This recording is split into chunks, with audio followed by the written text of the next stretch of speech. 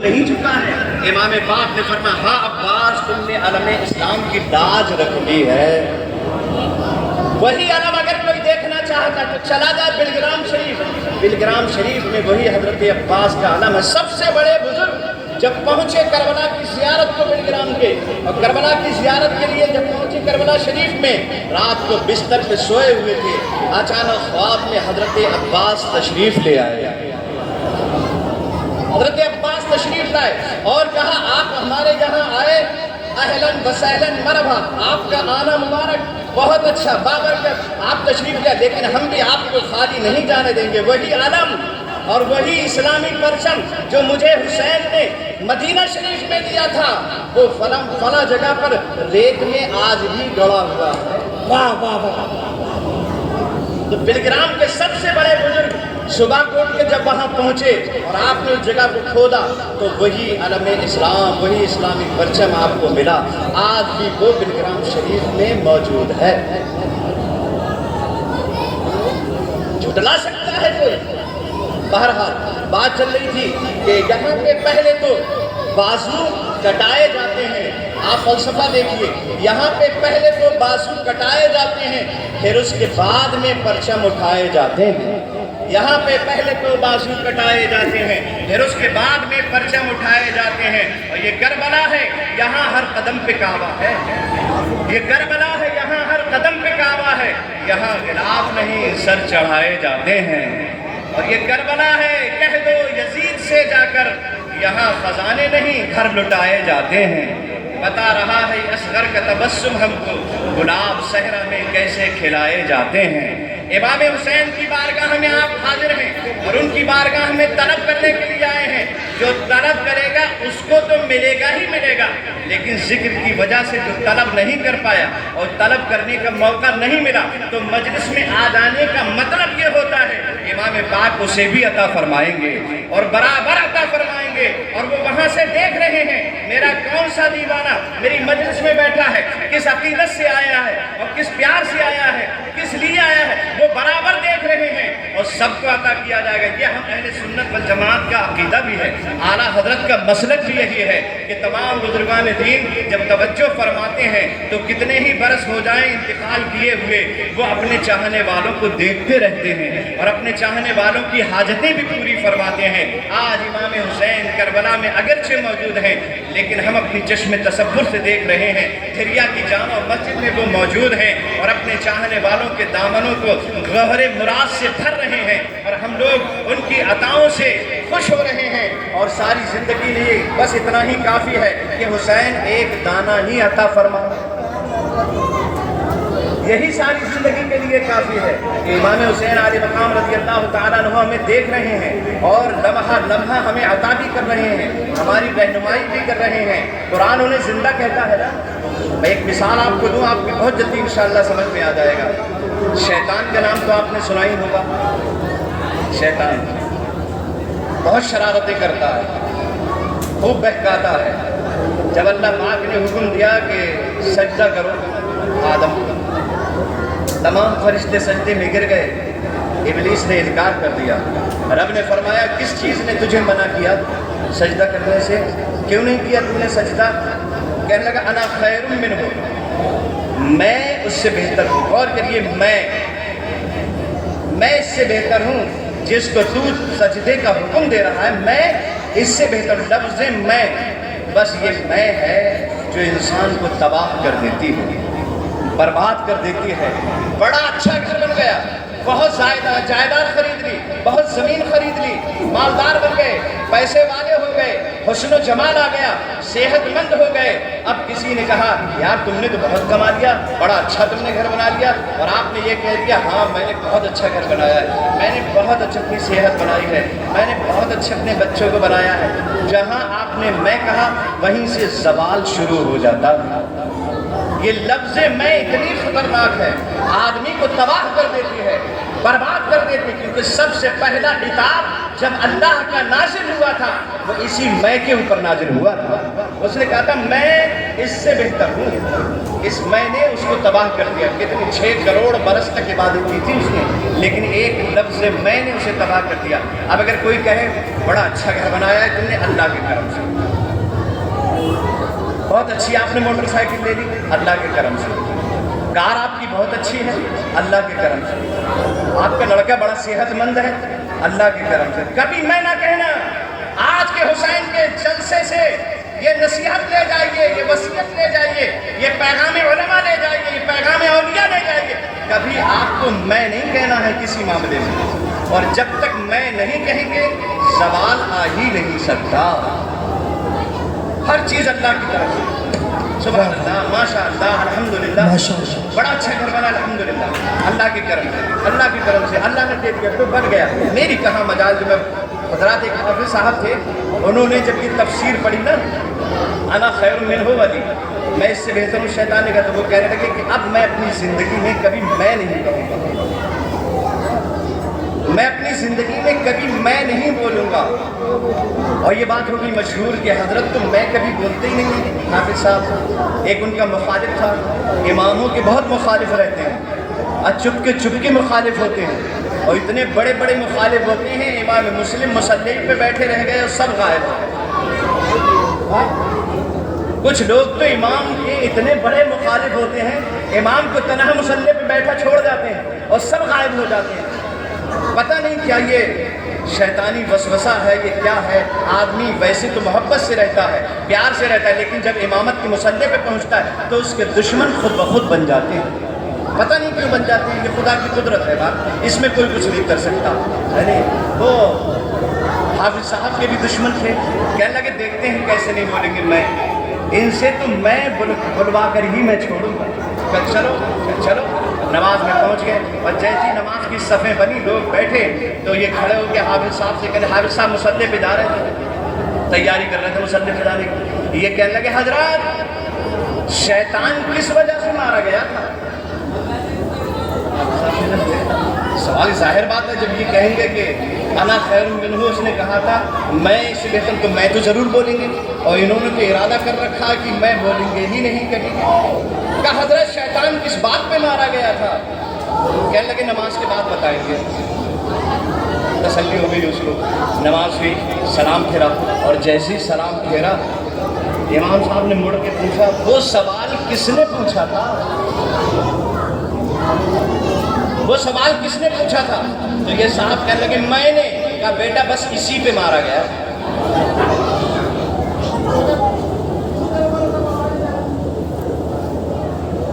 تو امام حسین علی مقام رضی اللہ تعالیٰ عنہ سب کو دے رہے ہیں اور برابر دے رہے ہیں، بس آپ طلب کریے، مانگیے، خالی دامن بھرے گا، بے اولاد کو صاحب اولاد مل جائے گی، وہ صاحب اولاد بن جائے گا، بس مانگیے، کیونکہ وہ دیکھ رہے ہیں اور طاقت رکھتے ہیں عطا کرنے کی، کیونکہ اللہ انہیں رزق دے رہا ہے، اور جب دے رہا ہے تو یہ مومن کی پہچان ہے کہ وہ دوسروں پر بھی خرچ کرتا ہے نہیں؟ شیطان جو ہے نا، شیطان کے بارے میں لکھا ہوا ہے، جب اللہ پاک سے اس کا مکالمہ شروع ہو گیا تو اللہ نے فرمایا تو نے میرا کہنا نہیں مانا، راد درگاہ ہوگا، لعنت کا طوق پڑ گیا، نکال دیا، کہا مجھے لمبی زندگی دے دی، مجھے طاقت دے دی، مجھے پاور دے دی، سب کچھ دے دیا، جا، نکال دیا اللہ نے اپنی بارگاہ سے۔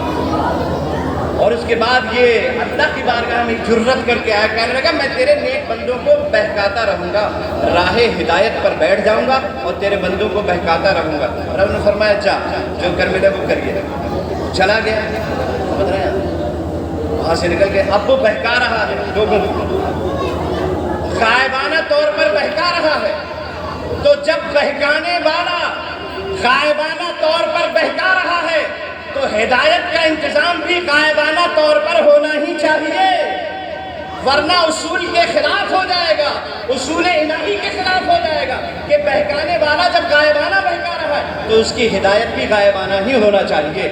شیطان غائبانہ بہکاتا ہے، کربلا کے تاجدار راہ راست پہ ڈال دیتے ہیں، شیطان بہکاتا ہے، عبد القادر جیلانی راہ راست پہ ڈال دیتے ہیں، سمجھے؟ اور اسے سنو، حضرت ابراہیم خلیل اللہ نے خواب دیکھا کہ وہ اپنے بیٹے کو ذبح کرائیں، بڑے غور سے سنیے کہ بڑے کام کی بات ہے. ذبح کر رہے ہیں, خواب دیکھا, اپنے بیٹے سے آ کر کہنے لگے صبح کو انی ارا فی المنام انی اصبحک فانظر ماذا تری, میں نے رات خواب میں دیکھا ہے میں تجھے ذبح کر رہا ہوں, اب تو سوچ لے تجھے کیا کرنا ہے. یہ خواب حضرت ابراہیم نے حضرت اسماعیل کو بتایا صبح کو, سمجھے, رات کا خواب ہے, ابراہیم نے خواب دیکھا ہے, اسماعیل کو بتا دیا ہے, اور ساتھ میں یہ بھی کہہ دیا اپنی ماں کو مت بتائیے گا. حضرت حاجرہ کو یہ خواب مت بتانا, کہ ٹھیک ہے بس ہم نہیں بتائیں. تو ابراہیم نے وہ خواب صرف اسماعیل کو بتایا, حاجرہ کو نہیں بتایا. اور پھر اس کے بعد تیاری کر کے حاجرہ سے کہنے لگے مہمان داری میں جا رہے ہیں, انہیں تیار کر دو, لے کر چلتی ہے. جب ابراہیم اسماعیل کا ہاتھ پکڑ کر لے جانے لگے اور لے کر چلے گئے تھوڑی دور, جلدی سے شیطان آیا اور آ کر کہنے لگا حاجرہ بے خبر پڑی رہے گی, تجھے معلوم بھی ہے کہ کیا ہوا, کہ تیرا شوہر تیرے بیٹے کو قتل کرنے کے لیے لے گیا مینا کی. حضرت حاجرہ دیکھنے لگی, اس سے بحث نہیں ہے کہ آگے کیا ہوا. کہنے کا مطلب یہ ہے خواب دیکھا تھا ابراہیم نے, اور خواب کسی سے کہا بھی نہیں تھا, حاجرہ سے بھی نہیں کہا تھا, اور شیطان کو خبر ہو گئی. خواب کی بات شیطان کو خبر ہو گئی اور شیطان نے اپنا کام بھی شروع کر دیا. اب بلا تشبیہ مجھے کہہ لینے دیا جائے, جب خوابوں کی باتوں کو شیطان سمجھ لیتا ہے تو پھر دل کے ارادوں کو کربلا کا دولہا بھی سمجھ لیتا ہے. اس لیے آپ دل میں جو لے کے بیٹھیں گے آج انشاءاللہ تعالیٰ وہ سب پورا ہو جائے گا.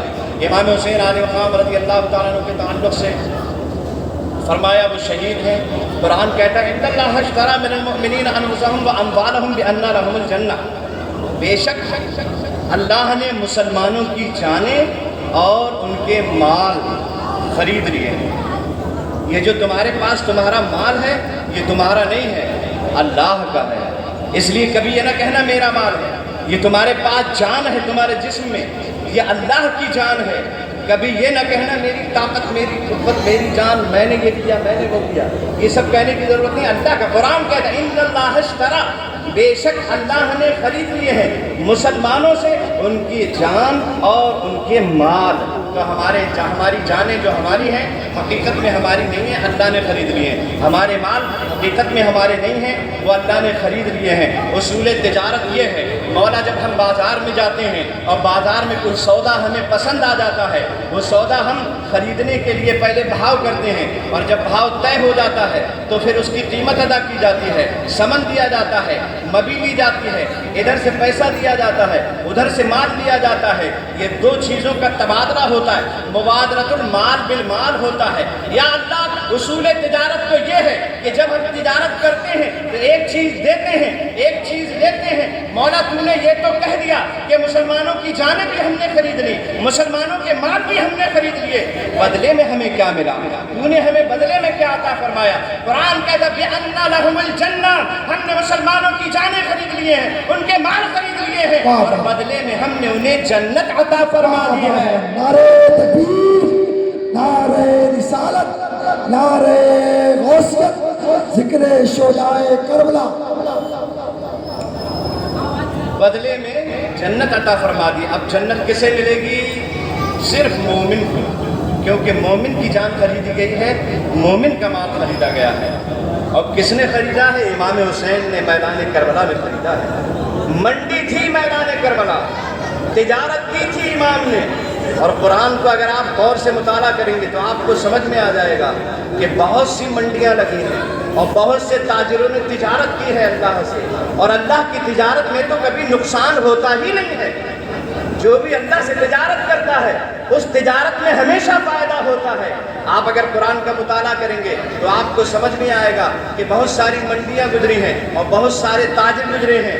آپ دیکھیں جب مصر کا بازار تجارت کی منڈی بنا تو تاجر حضرت یوسف علیہ السلام بنے تھے.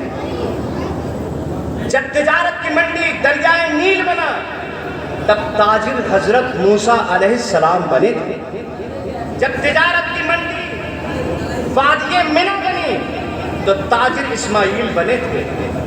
تجارت کی منڈی جب نارے نمرود بنی تو تاجر ابراہیم خلیل اللہ بنے تھے، اور تجارت کی منڈی جب طائف کا میدان بنا تو تاجر محمد الرسول اللہ بنے تھے، اور تجارت کی منڈی جب بدر و احد کا میدان بنا تو تاجر اصحاب رسول خلفائے راشدین ابو بکر و عمر و علی بنے۔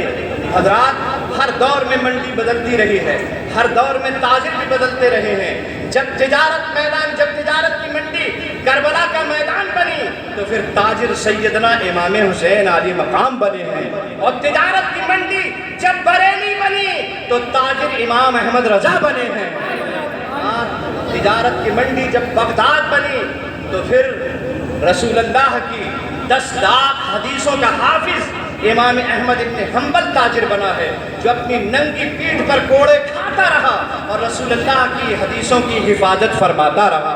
حضرات، ہر دور میں تجارت کی منڈیاں بھی بدلی ہیں اور تاجر بھی بدلے ہیں۔ یہ تجارت کر کے امام حسین نے اللہ سے جنت خرید لی ہے۔ اب جو حسین کا ماننے والا ہوگا، حسین کا چاہنے والا ہوگا، تجارت کی وجہ سے جنت میں وہی جائے گا، کیونکہ تجارت امام حسین کی، کہ ہم امام حسین کو مانتے ہیں، اور جو حسین کو مردہ مانتا ہوگا وہ کیا جائے گا؟ وہ تو حسین کو مردہ مانتا ہے، اولیاء کو مردہ مانتا ہے، وہ جنت میں نہیں جا سکتا، ہم زندہ مانتے ہیں۔ حضرات گرامی، امام حسین علی مقام ہے، بچپن کا عالم ہے، 8 سال کی عمر ہے، مدینہ شریف اپنے گھر سے نکلے اور ایک گلی میں پہنچے، ادھر سے سیدنا امام حسین کا گزر ہو رہا ہے اور ادھر سے امام حسین کی عمر کے برابر 8 سال کا تقریباً ایک بچہ وہ ادھر سے آ رہا ہے، ادھر سے رسول اللہ کے نواسے جا رہے ہیں، ادھر سے وہ لڑکا آ رہا ہے، ادھر سے امام حسین تشریف لے جا رہے ہیں، ادھر سے وہ لڑکا آ رہا ہے۔ دھیرے دھیرے فاصلہ کم ہوتا چلا گیا۔ اس لڑکے کی نظر جب امام حسین کے چہرے پہ پڑی تو امام حسین کے چہرے کو دیکھتا رہ گیا۔ 8 سال کی عمر ہے، ہم عمر بچہ ہے، امام کے چہرے کو دیکھتا ہے تو دیکھتا ہی رہ جاتا ہے، اب پلکیں نہیں جھپکتا، آگے بڑھتا جا رہا ہے، چہرہ دیکھتا جا رہا ہے، آگے بڑھتا جا رہا ہے، چہرہ دیکھتا جا رہا ہے۔ بالکل جب قریب آ گیا تو اس لڑکے سے رہا نہیں گیا، بے اختیارانہ انداز میں کہنے لگا، آپ کون ہیں؟ لڑکا کہنے لگا، ہم عمر امام، آپ کون ہیں؟ امام حسین نے فرمایا، آپ کون ہیں؟ وہ 8 سال کی عمر ہے، امام کہہ رہے ہیں آپ کون ہیں؟ کہا آپ مجھے نہیں جانتے؟ کہ بتائیے نا آپ کون ہیں؟ تو وہ کہنے لگا، میں دنیا کے مشہور سخی حاتم طائی کا پوتا ہوں۔ وہ 8 سال کا لڑکا کہنے لگا، میں دنیا کے مشہور سخی حاتم طائی کا پوتا ہوں۔ امام حسین نے فرمایا، اگر تو دنیا کے مشہور سخی حاتم طائی کا پوتا ہے تو میں بھی دنیا کے مشہور نبی کا نواسا ہوں۔ آج بہت ہلکے بول رہے ہیں آپ، کیا بات ہے؟ مچل کے کہہ دیجیے سبحان اللہ، اسی اچھے انداز میں سنیں گے تو بہت مزہ آئے گا۔ وہ لڑکا کہنے لگا، آپ کون ہیں؟ حسین نے فرمایا، آپ کون ہیں؟ کہ آپ مجھے نہیں جانتے؟ میں دنیا کے مشہور سخی حاتم طائی کا پوتا ہوں۔ حسین نے فرمایا، میں دنیا کے مشہور نبی کا نواسا ہوں۔ کہ بہت بڑے سخی دادا کا پوتا ہوں۔ حسین نے فرمایا، بہت بڑے نبی کا نواسا ہوں۔ کہ اتنے بڑے سخی دادا کا پوتا ہوں، میرے دادا کی سخاوت کے چرچے دنیا والوں کی زبان پر ہوتے ہیں۔ حسین نے فرمایا، نادان، تیرے دادا کی سخاوت کے چرچے دنیا والوں کی زبان پر ہوتے ہیں، لیکن میرے نانا کی نبوت کے چرچے فرشتوں کی زبان پر ہوتے ہیں۔ بہت بڑے سخی دادا کا پوتا ہوں۔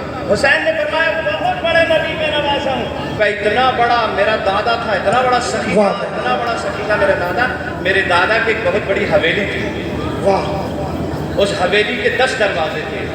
اللہ، میرا دادا روزانہ صبح کو ایک دروازے پر بیٹھ جاتا تھا اور مانگنے والوں کی قطار لگی رہتی تھی، مانگنے والوں کی لائن لگی رہتی تھی۔ میرا دادا مجھ سب کو عطا کیا کرتا تھا، سب کو دیتا تھا، اور جب سب کو دے کر فارغ ہو جاتا تھا اور جب سب لے کر فارغ ہو جاتے تھے تو میرا دادا پھر دوسرے دروازے پر آ جاتا تھا، مانگنے والا بھی دوسرے دروازے پر آ جاتا تھا، میرا دادا پھر انہیں دیا کرتا تھا، اور جب دوسرے دروازے پہ سب لے کر فارغ ہو جاتے تھے تو میرا دادا تیسرے دروازے پر آ جاتا تھا، مانگنے والے بھی تیسرے دروازے پر آ جاتے تھے، میرا دادا پھر انہیں دیا کرتا تھا، اور چوتھے دروازے پر آ جاتا تھا، لینے والے بھی چوتھے دروازے پر آ جاتے تھے، اعلیٰ حاضر ترتیب۔ اسی طرح سے میرا دادا 10 دروازوں سے بانٹا کرتا تھا اور لینے والا 10 دروازوں سے لیا کرتا تھا، لیکن کبھی بھی میرے دادا کی پیشانی پہ بل نہیں آتا تھا، میرا دادا کبھی جھڑکتا نہیں تھا، کبھی منع نہیں کرتا تھا، کبھی یہ نہ کہتا تھا پہلے دروازے پہ لے چکے ہو دوسرے پہ نہیں دیں گے، دوسرے پہ لے چکے ہو تیسرے پہ نہیں دیں گے، تیسرے پہ لے چکے ہو چوتھے پہ نہیں دیں گے، کبھی نہیں جھڑکتا تھا، کبھی منع نہیں کرتا تھا۔ اتنے بڑے سخی دادا کا پوتا ہوں۔ حسین نے فرمایا میرے نانا کی بہت بڑی حویلی تو نہیں تھی، بس ایک جھوپڑی تھی۔ واہ واہ واہ، سبحان اللہ، بہت بڑی حویلی تو نہیں تھی۔ یا رسول اللہ، زندہ باد۔ میرے نانا کے بہت بڑی حویلی تو نہیں تھی، ایک چھوٹی سی جھوپڑی تھی، اور جھوپڑی کے 10 دروازے نہیں تھے، بس ایک ہی دروازہ تھا، اور اس دروازے پر مانگنے والوں کی لائن لگی رہا کرتی تھی، مانگنے والوں کی قطار لگی رہتی تھی، اور میرا نانا بھی انہیں عطا کیا کرتا تھا۔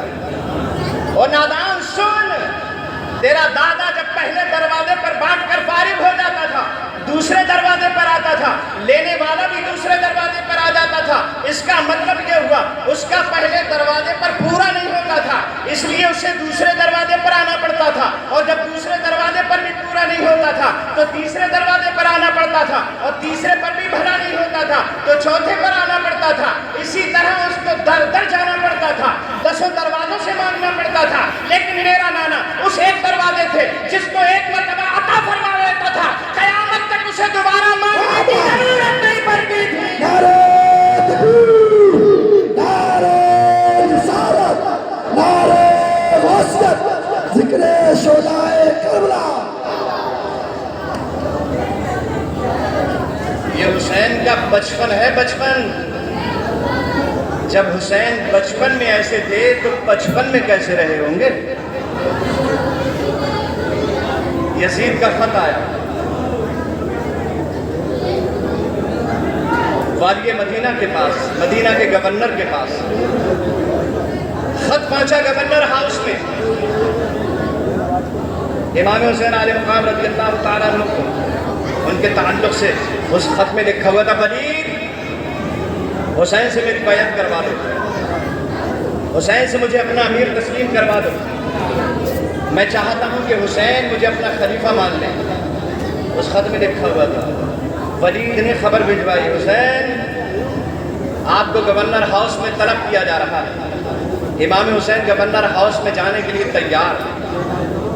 ادھر جیسے ہی خبرچی خبر لے کر آیا، اور دروازے پہ اس نے کہا کہ مدینہ کے گورنر نے آپ کو یاد کیا ہے۔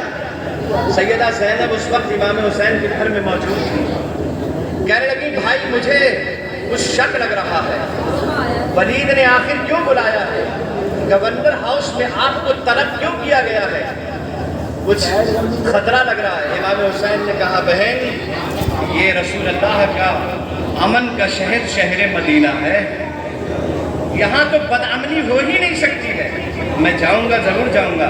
کہا بھائی جان اگر آپ نے جانے کا ارادہ بنا ہی لیا ہے تو پھر ساتھ میں اپنے کسی اور کو بھی لے جائیے۔ کہا نہیں بہن میں اکیلے جاؤں گی، لیکن زینب کو تردد تھا، گھبرائی ہوئی تھی، آواز لگاتی ہے عباس، جی بہن میں حاضر ہوں، علی اکبر، پھوپھی جان میں حاضر ہوں، قاسم، پھوپھی ہم حاضر ہیں، قاسم کے چھوٹے بھائی عبداللہ، پھوپھی جان میں بھی حاضر ہوں، اور محمد، امی ہم حاضر ہیں۔ 18 نوجوانان بنو ہاشم کو اکٹھا کرتا، 18 نوجوان اکٹھے ہو گئے زینب کی آواز پہ۔ کہا بھائی گورنر ہاؤس جا رہے ہیں، انہیں تنہا نہیں جانے دینا، ساتھ میں تمہیں بھی جانا ہے۔ اب امام پاک چلے، یہ 18 نوجوانان بنو ہاشم بھی حسین کے ساتھ چلے، اور جیسے ہی گورنر ہاؤس پہ پہنچے تو دربان کھڑا ہوا تھا، دروازہ بند تھا۔ امام حسین علیہ مقام آگے بڑھے، دروازہ کھل گیا، امام اندر داخل ہو گئے، اور جیسے ہی عباس نے اندر داخل ہونے کا ارادہ کیا، دربان نے گیٹ بند کر دیا، بریکر لگا دیا، آپ نہیں جا سکتے۔ عباس نے دربان سے تو کچھ نہیں کہا، حسین کے چہرے کی طرف دیکھا اور اشاروں میں پوچھا بھائی جان آؤں یا نہ آؤں؟ حسین نے فرمایا ہم دنیا میں اصول پہ عمل کرنے کے لیے آئے ہیں، اصول توڑنے کے لیے نہیں آئے ہیں، ہم اصول توڑنے کے لیے نہیں آئے ہیں، اصولوں پہ عمل کرنے کے لیے آئے ہیں۔ جب گورنر ہاؤس کا یہ اصول ہے کہ آپ نہیں جائیں گے میرے علاوہ کوئی اور نہیں جا سکتا تو تنہا میں ہی جاؤں گا، ہاں اگر میری آواز بلند ہو تو تم فوراً آ جانا، یہ تمہیں اجازت ہے۔ اور اس کے بعد امام پاک جب پہنچے تو ساتھ میں مروان بھی بیٹھا ہوا تھا۔ ولید ابن عتبہ نے وہ خط پڑھ کے سنایا کہ شام سے بری خبر آئی ہے، حضرت امیر معاویہ کا وصال ہو گیا ہے، ان کا لڑکا سریر آرائے سلطنت ہو گیا ہے، وہ خلافت کی کرسی پہ بیٹھ گیا ہے، اس نے لوگوں سے بیعت لینا شروع کر دی، آپ کا نام لکھ کر کے بائی نیم آپ سے خلافت کی اجازت، خلافت کی اور امامت کی بیعت کرنے کا حکم دیا گیا ہے، آپ اس کی بیعت کر دیجیے۔ حسین نے فرمایا ولید اگر یہ اتنی ہی اچھی بات ہے تو تم مجھے تنہائی میں بلا کے کیوں کہہ رہے ہو؟ جب یزید کی بیعت کرنا اتنا ہی اچھا ہے تو تنہائی میں بلا کے مجھ سے کیوں کہہ رہے ہو؟ کل مسجد میں تشریف لے آنا، مسجد نبوی میں سب کے سامنے تم حکم پڑھ کے سنانا، یزید کا خط سنانا، اور میں یزید کی بیعت کا وہاں اقرار کروں گا۔ جیسے ہی ولید نے یہ سنا دم بخود رہ گئے۔ مروان کان میں کہنے لگا اگر آپ کو بیعت کرانا ہے تو ابھی کرا لیجئے، اور اگر حسین ابھی چلے گئے تو ساری زندگی تمہارے ہاتھ نہیں آئیں گے۔ مروان نے کہا اگر بیعت کرانا ہے ولید تو ابھی کرا لو، یہ ساری زندگی پھر ہاتھ نہیں آئیں گے، اور اگر بیعت نہیں کرتے تو چونکہ حکم آ ہی چکا ہے امیر کا، ابھی گردن اڑا دو، تلوار مار کے ابھی حسین کے 2 ٹکڑے کر دیں۔ جیسے ہی حسین نے سنا نا کہ گردن اڑا دو، رسول اللہ کے امن کے شہر میں گردن اڑانے کی بات کی جا رہی ہے، نبی کے امن والے شہر میں قتل کرنے کی بات کی جا رہی ہے۔ امام حسین علیہ السلام نے چلا کر کے اتقتلنی ام ھذا، مجھے یہ قتل کرے گا یا یہ قتل کرے گا؟ جیسی آواز بلند ہوئی عباس کے کان میں آواز پڑ گئی۔ عباس نے علی اکبر سے کہا اکبر تھوڑا پرے ہٹو، اکبر پرے ہٹے۔ عباس نے اپنا داہنا بازو گورنر ہاؤس کے گیٹ پہ جیسے ہی مارا، ایک ہی بازو میں دھام سے دروازہ زمین پہ گر گیا۔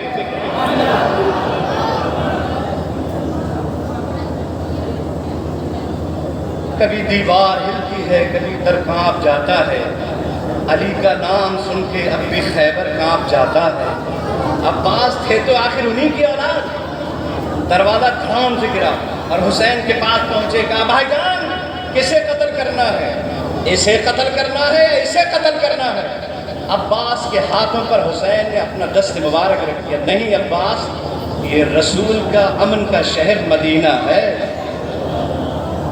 اور نبی کے امن والے شہر میں خون بہانے کی باتیں نہیں کی جاتی، ایسا نہیں کرنا ہے عباس۔ اور اس کے بعد حسین اٹھے، اٹھنے کے بعد اپنے گھر تشریف لائے، گھر آنے کے بعد لسٹ بنائی، لسٹ میں شریک سفر میں شریک ہونے والے افراد تھے، ان کے سب کے نام لکھنا شروع کیے، اور وہ لسٹ عباس کو پکڑا دی، اور عباس کو لسٹ پکڑانے کے بعد فرمایا جاؤ عباس سب کو بتا دو، خبر کر دو کہ تمہیں صبح سفر کرنا ہے، رات کے فلاں حصے میں صبح کے وقت جو ہے آپ کو سفر کرنا ہے، تیاریاں کر لی جائیں۔ حضرت عباس نے ہماریاں سجائیں، سواریاں سجائیں، اونٹ سجائے، کجابے رکھے اور ان پر ڈولیاں بنا دی، ہر طرف سے پردہ کر دیا گیا، کئی سواریاں حضرت عباس نے تیار کروائیں۔ امام حسین کا حکم تھا، عباس لے کر لسٹ پہنچا دی، اکبر تمہیں بھی حسین کے ساتھ سفر کرنا ہے۔ قاسم چچا جان تمہیں بھی حسین کے ساتھ سفر کرنا ہے، اور محمد تمہیں بھی سفر کرنا ہے، عبداللہ ابن جعفر تمہیں بھی سفر کرنا ہے، عبداللہ بن حسن تمہیں بھی سفر کرنا ہے۔ اور سارے مردوں کو بتانے کے بعد پھر سغرا کے قریب آئے، سغرا حسین کی بیٹی جس کی عمر تقریباً 8 سال کی تھی، اس کے قریب آئے، اس کی گود میں ایک 18 دن کا بچہ تھا، 18 دن کا بچہ جو سغرا کی گود میں لپٹا ہوا تھا، اور اپنی بہن کی گود میں اپنی بہن کی گود کی ٹھنڈک کے مزے لے رہا تھا۔ چونکہ بچوں سے اس طرح کی باتیں نہیں کی جاتی، بڑوں سے کی جاتی ہیں۔ عباس نے سغرا کے قریب آ کر سغرا سے کہا بی بی اس 18 دن کے بچے کا بھی نام ہے سفر میں، یہ 18 دن کا بچہ بھی سفر پر جائے گا۔ جیسی سغرا نے یہ سنا کہا بھائی جان آپ نے سب کے نام لیے میرا نام کیوں نہیں لکھا؟ کہا بیٹی آپ کا نام اس لسٹ میں ہے ہی نہیں۔ جب حضرت سغرا نے سنا تو بہت کوشش کی کہ ان کا نام لکھ جائے، لیکن ان کا نام نہیں لکھا گیا۔ بڑی لمبی تفصیل ہے، لیکن اس بچے نے جب یہ سنا کہ میرا نام بھی ہے شرکائے سفر میں، یہ بچہ اپنی بہن کے گلے سے اور لپٹ گیا، کلیجے میں اور زیادہ بھنس لیا اس نے سغرا کے کلیجے کو اور لپٹ گیا۔ سغرا نے بھی پکڑ لیا۔ سغرا کہنے لگی اگر آپ جا رہے ہیں مجھے نہیں لے جاتے کوئی بات نہیں، لیکن یہ 18 دن کا میرا بھائی تو میرے پاس چھوڑ دیں۔ جب آپ لوگوں کی یادیں آیا کریں گی میں اسی کا چہرہ دیکھ لیا کروں گی، اس کو جھولا بھی جھلایا کروں گی، اس کے کپڑے بھی بدلا کروں گی، اس کے کپڑے بھی دھلوں گی، اسے بھی نہلایا کروں گی، اس کو میرے پاس چھوڑ دیا جائے۔ لیکن حسین کا حکم تھا، حکم پہ عمل کرنا بھی بہت ضروری تھا۔ حضرات گرامی، ادھر حضرت سغرا سے لپٹے اصغر اور ادھر لوگوں نے لینے کی کوشش کی۔ جب عباس نے اصغر کو لیا نہیں آئے اور چپٹ گئے۔ قاسم کا بھائی آؤ، لپٹ گئے۔ حضرت علی اکبر نے کہا آؤ اصغر، لیکن اور لپٹ گئے، یہاں تک کہ حضرت حسین تشریف لائے۔ امام حسین نے کہا بیٹے آؤ تمہیں بھی سفر پر جانا ہے۔ سغرا سے اور زیادہ لپٹ گئے۔ جب دیکھا امام حسین نے کہ میرا 18 دن کا بچہ اپنی بہن کی گود کو نہیں چھوڑتا تو کان میں آ کر چپکے سے کچھ کہا۔ جیسے ہی اصغر کے کان میں کچھ کہا اصغر نے فوراً سغرا کی گود کو چھوڑ دیا اور اپنے ابا کی گود میں آ گئے، حسین کی گود میں آ گئے۔ تاریخ نے پوچھا حسین آخر تم نے 18 دن کے بچے سے اس کے کان میں ایسی کون سی بات کہی کہ اس نے اپنی بہن سغرا کی گود کو چھوڑ کر تمہاری گود اختیار کر لی؟ تو تاریخ جواب دیتی ہے، حسین فرماتے ہیں میں نے اپنے 18 دن کے بچے سے یہ کہا تھا میرے بچے جہاں ہم اور تیر کھائیں گے، جہاں اور بھالے کھائیں گے، وہیں تمہارے حصے کا تیر بھی اپنے گلے پہ کھا لیں گے۔ اگر نہیں آنا چاہتے ہو تو مت آؤ اصغر، تم سغرا ہی کے پاس رہو، جہاں اور زخم کھائیں گے اور تیر و تبر کھائیں گے وہی تمہارے حصے کا بھی تیر ہم اپنی گردن پہ کھا لیں گے، خربلا کا تیر ہم اپنی گردن پہ لے لیں گے۔ جیسے ہی اصغر نے یہ سنا فوراً اپنی بہن کی گود چھوڑی اپنے ابا کی گود میں آ گئے۔ عباس کو حکم تھا سواریاں سجا دی جائیں۔ حضرت امام زین علی مقام اللہ کے رسول کی قبر اطہر پر اجازت لینے کی غرض سے تشریف لے گئے، اور جیسی رسول اللہ کی قبر پہ پہنچے آپ نے رخسار سرکار علیہ الصلوۃ والسلام کی قبر انور پہ رکھ دیا۔ آپ کو غنودگی آ گئی، نیند آ گئی۔ اللہ کے رسول تشریف لائے، فرمایا خاطر ملول ہونے کی ضرورت نہیں ہے، تم تنہا کربلا نہیں جاؤ گے حسین، ہم بھی تمہارے ساتھ جائیں گے۔ کہنے لگے جنگل میں دل کے ٹکڑوں کی بستی بسائے گا، جنگل میں دل کے ٹکڑوں کی بستی بسائے گا، نانا حسین اب نہ مدینے میں آئے گا۔ حسین خدا حافظ، تنہا نہیں ہو، ہم تمہارے ساتھ ہیں۔ اجازت لی نانا جان سے، والدہ محترمہ کی قبر پہ پہنچے۔ سیدہ فاطمہ کی قبر پہ جانے کے بعد کھڑے ہوئے سیدہ فاطمہ کی قبر پہ کہنے لگے تم بھی لہو میں اپنا چمن دیکھنے چلو، تم بھی لہو میں اپنا چمن دیکھنے چلو، اللہ اللہ، زینب کے بازوؤں میں رسم دیکھنے چلو، واہ واہ واہ، تم بھی لہو میں اپنا چمن دیکھنے چلو، زینب کے بازوؤں میں رسم دیکھنے چلو، جنگل کو نانا جہاں کا مدینہ بناؤں گا، میں اب چراغ جلانے نہ آؤں گا۔ اللہ اللہ، فاطمہ کی قبر پر حسین چراغ جلاتے تھے، رسول کی قبر اطہر پر حسین چراغ جلاتے تھے، حسن کی قبر اطہر پر حسین چراغ جلاتے تھے۔ کہتے ہیں جنگل کو نانا جہاں کا مدینہ بناؤں گا، امی میں اب چراغ جلانے نہ آؤں گا۔ اور اس کے بعد فاطمہ زہرا سے اجازت لی، حضرت حسین سے اجازت لی، حسن سے اجازت لی اور لے کر کے گھر میں تشریف لائے۔ عباس بھائی جان سواریاں تیار ہیں، کتنے اونٹ ہیں؟ ہاں بھائی جان اتنے اونٹ ہیں، سب تیار ہیں، تیار ہیں۔ عورتوں کے پردے کا انتظام کر دیا ہے، کہاں سیدانیوں کے پردے کا انتظام مکمل کر دیا گیا۔ عباس پانی بھر دیا گیا ہے؟ ہاں حضور اتنا پانی ہے کہ اگر راستے میں حر کا قافلہ بھی پانی مانگے گا تو کافی ہو جائے گا، کیونکہ حسین نے ہی حر کے قافلے کو پانی پلایا تھا۔ وہ پانی پلانے والے جو 14.5 صدی پیشتر 15 صدیوں پہلے اس ریگستان میں پانی پلا گئے، آج کھریا کی گلی گلی میں حسین کے نام سے शरबत पिलाया जा रहा है। तैयार है? हाँ तैयार है। अम्मानियाँ तैयार हैं? तैयार हैं। कहा ठीक है। फिजा से कहा अम्मा फिजा आप जाइए, मस्तूरात को खबर कर दीजिए और एक एक करके मस्तूरात तशरीफ लाती रहे और अपनी अपनी सवारियों पर सवार होती रहे। हजरत फिजा आगे बढ़ी। आगे बढ़ने के बाद फिजा ने आवाज लगाई, हसन की बेवा तशरीफ ला रही है। जैसे ही हुसैन ने सुना, हुसैन ने फरमाया, बेटे कासिम, अब्दुल्ला, जी चचा जान आगे बढ़िए, अम्मा को अम्मारी पर सवार करा दीजिए, अम्मा को सवारी पे सवार करा दीजिए। कासिम और उनके छोटे भाई अब्दुल्ला आगे बढ़े। अब्दुल्ला जमीन पे बैठे, अपना घुटना आगे बढ़ाया। कासिम ने माँ का बाजू पकड़ा। हसन की बेवा अम्मारी पे सवार हो गई। पर्दा गिरा दिया गया। इतने में फिजा की आवाज आई, उम्मे लैला आ रही है, उम्मे लैला आ रही है। हुसैन ने फरमाया, अली अकबर आगे बढ़ो, अपनी माँ को सवारी पर सवार करा। अली अकबर आगे बढ़े, अपनी माँ का बाजू पकड़ा, उम्मे लैला को सवार करा दिया। इतने में आवाज आई, अली की बेटी हजरत कुलसूम तशरीफ ला रही है, उम्मे कुलसूम आ रही है। हुसैन ने फरमाया, अब्बास बढ़ो, बहन को सवार कराओ। अब्बास आगे बढ़े, अपनी बहन को सवार कराए। इतने में आवाज आई, अली की बेटी ज़ैनब कुबरा और मोहम्मद की माँ तशरीफ ला रही है। ज़ैनब कुबरा आ रही है।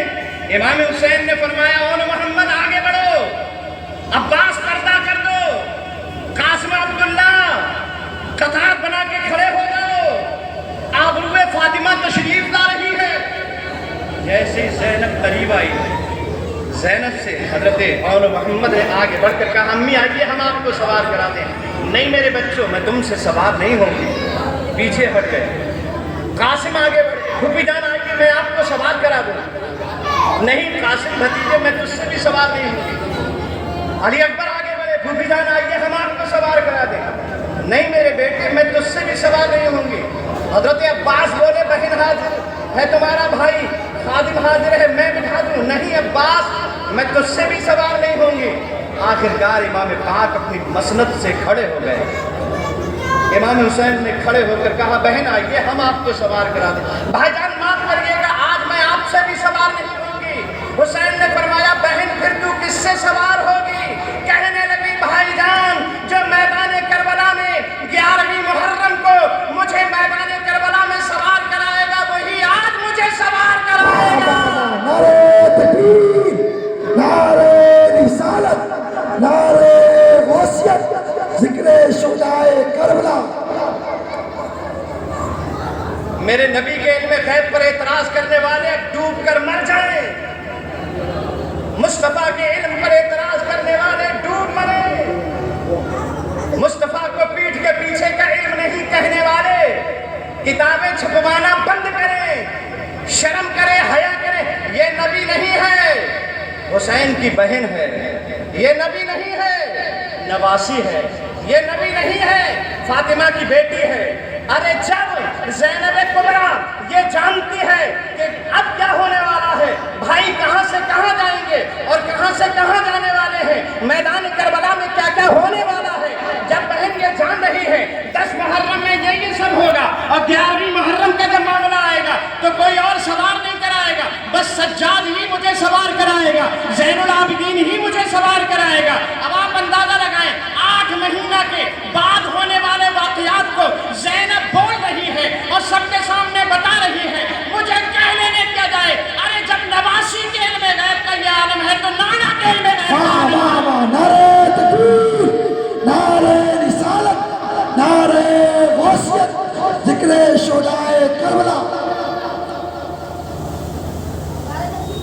तकरीर जो है ना वो 1 घंटे से ऊपर हो चुकी है। 1:45 बज गए, 1:30 बजे 1 घंटा हो गया। और एक मरतबा कह दीजिए सुभान अल्लाह। बस अब तकरीर ख़त्म होने वाली है, परेशान मत होना। और एक मरतबा और कह दीजिए सुभान अल्लाह। काफिला तैयार हो गया। حضرت سجاد نے آ کر کے زینب کو بھی سوار کرا دیا اور پورا قافلہ بڑی شان و شوکت کے ساتھ نکلا، اور جیسے ہی نکلے حضرت امام حسین 40 گھروں کو تالے لگ گئے۔ اہل بیت کے 40 گھر تھے، 40 گھروں کو مقفل کر دیا گیا، تالے ڈال دیے گئے۔ امام پاک نکلے تو ممبر رسول پہ نظر پہنچ گئی، مسجد نبوی کا ممبر نظر آ گیا، کھڑے ہو گئے، آنکھوں سے آنسو نکل پڑے گے۔ وہی ممبر ہے جہاں ایک روز میرے نانا کھڑے ہوئے خطبہ دے رہے تھے، جمعہ کا دن تھا، میں مسجد میں آیا، لڑکھڑاتا ہوا زمین پہ گر گیا۔ میرے نانا نے میری محبت میں خطبہ چھوڑ دیا تھا، مجھے آگے اپنے گلے سے لگا دیا تھا اور گود میں لے کر اصحاب کو خطبہ دیا تھا۔ ایسے ہی ایک ایک چیز مدینے کے سامنے آتی جاتی تھی، حسین کی یادیں تازہ ہوتی چلی جاتی تھی۔ آپ نے سفر فرمایا اور کئی دن کا سفر کرنے کے بعد مکہ شریف پہنچے۔ 28 رجب کو سفر فرمایا تھا، تو شعبان، رمضان، شوال، ذیقعدہ، ذوالحجہ 5 مہینے تک آپ رہے مکہ شریف میں، اور 5 مہینہ رہنے کے بعد پھر جب کوفیوں کے سلسلے شروع ہوئے خطوط کے، آ جاؤ امام، ہمارے پاس کوئی امام نہیں ہے، کوئی رہنمائی کرنے والا نہیں ہے، کوئی مسائل شریعت بتانے والا نہیں ہے، آپ تشریف لے آئیے، ہم بڑی عزت سے رکھیں گے، بڑی شان و شوکت سے رکھیں گے، آپ کی شایان شان رکھیں گے۔ خطوط پہ خطوط، خطوط پہ خطوط، آخر کار امام حسین علیہ مقام کے پاس جب آخری خط آیا تو اس خط میں لکھا ہوا تھا، قیامت کے دن جب اللہ ہم سے پوچھے گا، کیوں کوفیو تم نے امام پاک کی موجودگی کے باوجود یزید پلیس سے بیعت کیسے کر لی؟ جب میرے نبی کا نواسہ موجود تھا تب بھی یزید کی بیعت تم نے کیسے کر لی؟ فاسق و فاجر اور زانی شرابی سے تم نے کیسے بیعت کر لی؟ حسین جب اللہ ہم سے پوچھے گا قیامت کے دن تو ہم کہہ دیں گے کہ ہم نے تو بہت بلایا تھا حسین کو، لیکن حسین خود ہی نہیں آئے، ہم نے مجبور ہو کر یزید کو اپنا خلیفہ تسلیم کر دیا۔ جب یہ پڑھا حسین نے تو دل کانپ اٹھا کہ اللہ کے سامنے اس وقت کیا جواب دیا جائے۔ اچانک خبر ملی کہ تقریباً 450 مسلح یزید کی طرف سے حرم محترم میں آ گئے ہیں اور حسین کا قتل کرنا چاہتے ہیں۔ جیسے یہ خبر ملی امام حسین کو 450 لوگ میرے قتل کے در پہ ہیں اور مجھے حرم شریف میں قتل کرنا چاہتے ہیں۔ دل کانپ اٹھا، جہاں اللہ کے رسول نے جو مارنا تک حرام لکھا ہے، جہاں مصطفیٰ نے چڑیوں کا شکار کرنا حرام لکھا ہے، وہاں انسان کا خون بہے گا، میری تو ہوگی کعبہ کی بے حرمتی ہو جائے گی۔ تو کعبہ کی حرمت بچانے کے لیے امام حسین نے آگے جانے کا ارادہ فرما دیا، اور عین ذی الحجہ کی 8ویں تاریخ کو جبکہ پوری دنیا سے لوگ حج کرنے کے لیے حرم محترم میں آ رہے تھے اور بھیڑ لگ چکی تھی، امام پاک حرم چھوڑ کر میدان کربلا کی طرف جا رہے تھے۔ 8 تاریخ کو 10 کو حج ہونے والا ہے، 8 تاریخ کے امام پاک نے سفر فرمایا اور اپنے اہل و عیال کو ساتھ میں دیا اور سفر پر روانہ ہو گئے۔ راستے میں تقریباً 20 منزلیں پڑی، 20 جگہ آپ نے اپنے خیمے لگائے اور نصب کیے خیمے، 20 جگہ سفر کرتے کرتے امام پاک میدان کربلا پہنچے ہیں۔ جیسے ہی پہلی منزل آئی، اور پہلی منزل کا نام تھا بستان العامر۔ کیا نام تھا؟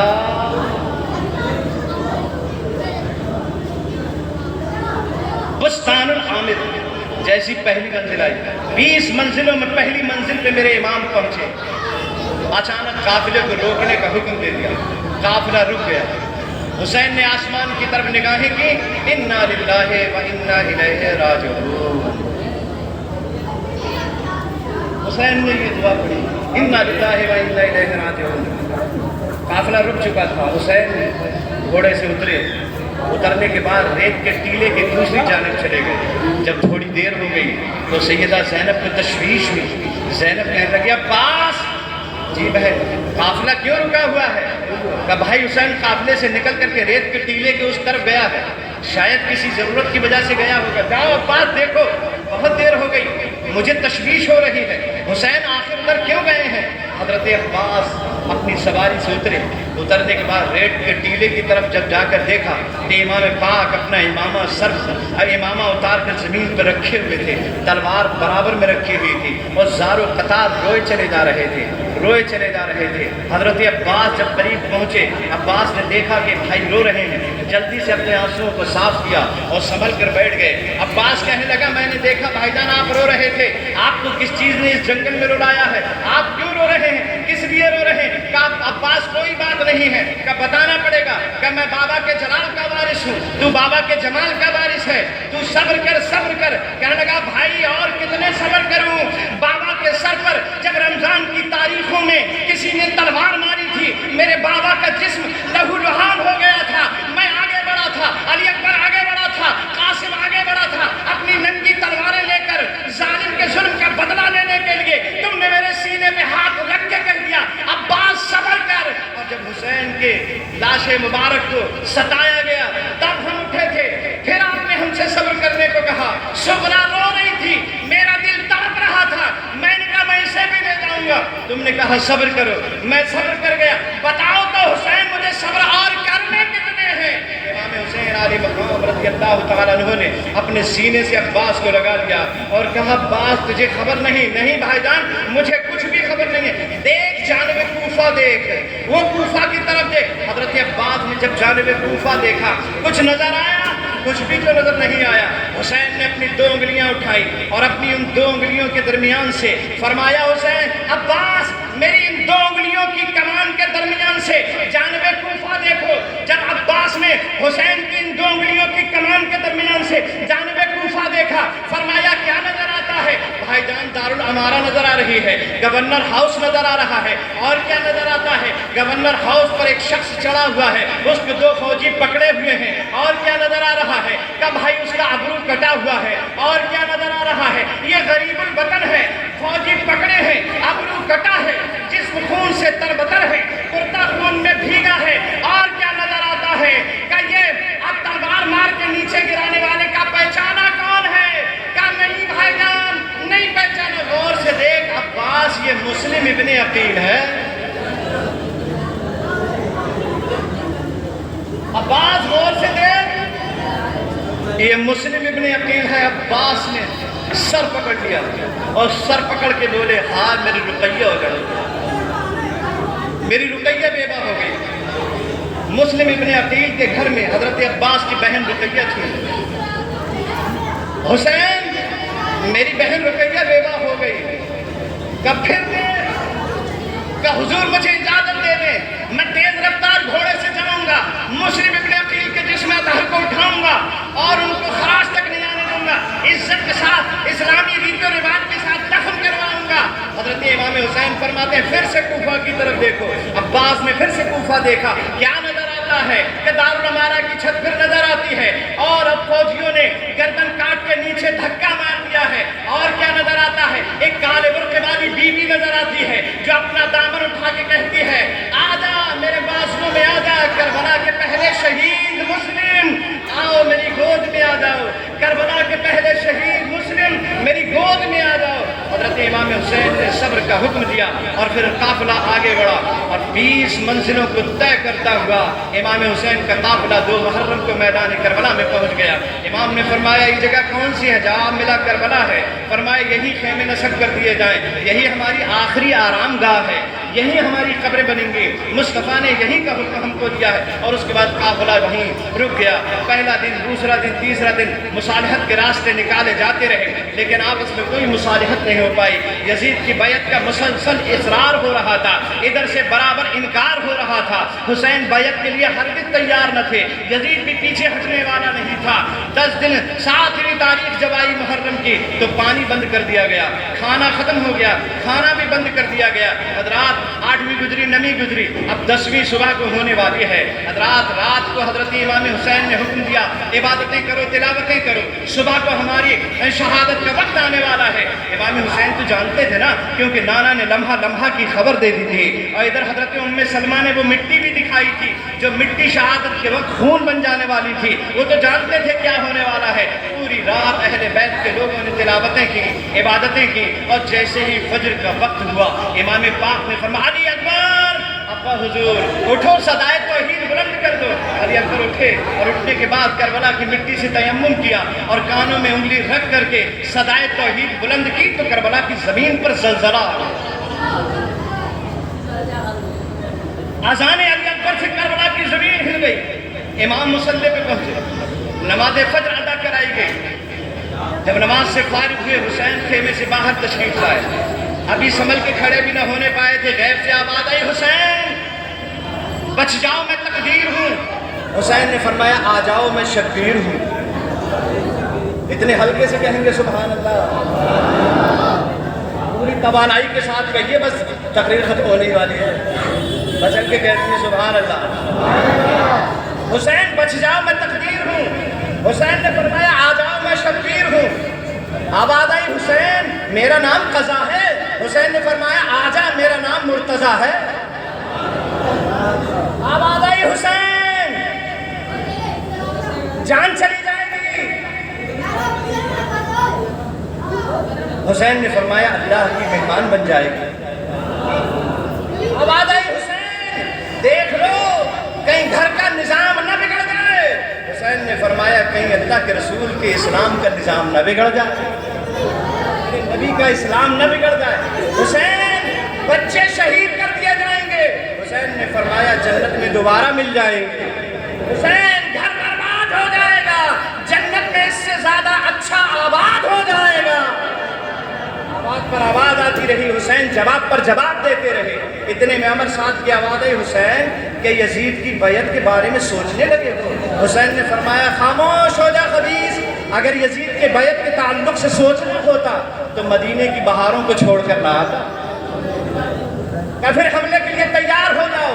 حسین خیمے میں آئے، اجازت لینے جیسے ہی پہنچے خیمے میں لوگوں نے قدموں کو پکڑ لیا اور قدم پکڑ کے کہنے لگے کہ قدم چھوڑ کے افسوس کے گھر جائیں گے، آپ سے پہلے ہی اس دشت میں مر جائیں گے۔ کہا تم جا سکتے ہو اپنے اپنے گھروں کو، میری طرف سے اجازت ہے، لیکن کوئی بھی ٹس سے بس نہ ہوا۔ کہ سب سے پہلے ہم جائیں گے۔ اور ایک ایک کر کے لوگوں کی باری آتی گئی۔ حر ابن رحی نام کے ایک صاحب تھے جو فوجی تھے، جو امام حسین کو لے کر کے کربلا آئے تھے، وہ سب سے پہلے پہنچے، شہید ہو گئے۔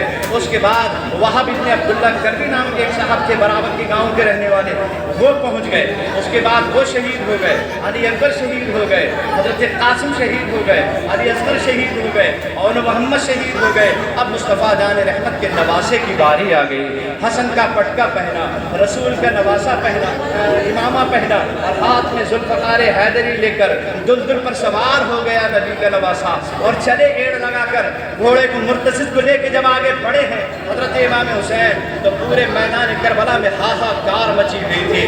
اب آ گیا ہمارا مطمع نظر، اب آ گیا وہ جس کی ہمیں چاہت تھی۔